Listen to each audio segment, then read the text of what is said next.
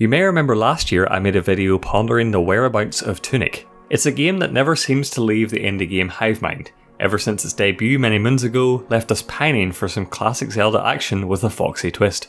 Lead developer Andrew Shouldice has given us a bit of hope as a new demo for Tunic has arrived on Xbox as part of Summer Games Fest. It's a different demo than anything previously released, as it's described as a remix of the main game, letting you see a couple of areas and find new treasures.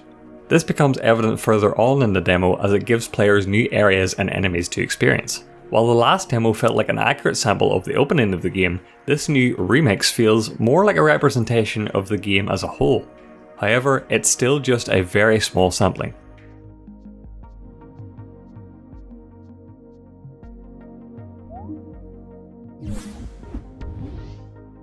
What remains great across both demos is the game's philosophy of progression through experimentation and learning rather than XP and equipment.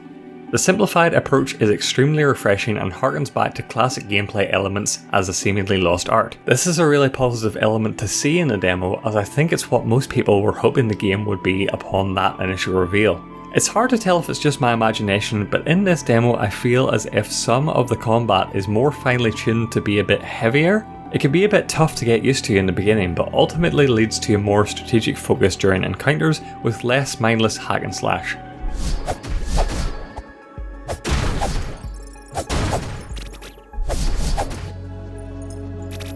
The meat of this demo comes through our first glimpse into one of the game's underground dungeons, and again, I feel like the brilliance of the design really shines through here. It's split up into separate rooms containing a combination of enemies that become increasingly difficult as you move along. While these sections are challenging, again harkening back to the game's retro inspirations, it never feels punishing. This is thanks to the game rewarding you with shortcuts after the fact to bypass these challenges if you die, meaning you never have to keep playing the same parts over and over again. This immeasurably eases the frustration associated with difficulty.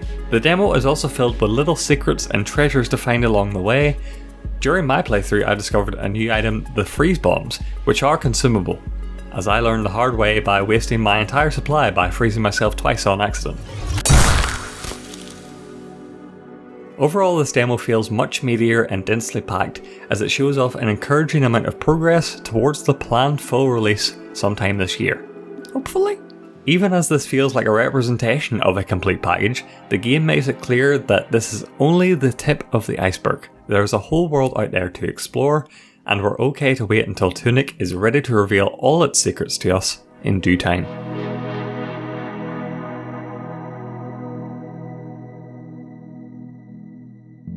Thanks for watching. If you enjoyed these impressions, be sure to give us a subscribe down below, follow us on Twitter, link in the description, and comment below what games you're excited for so we can cover them in future impressions videos.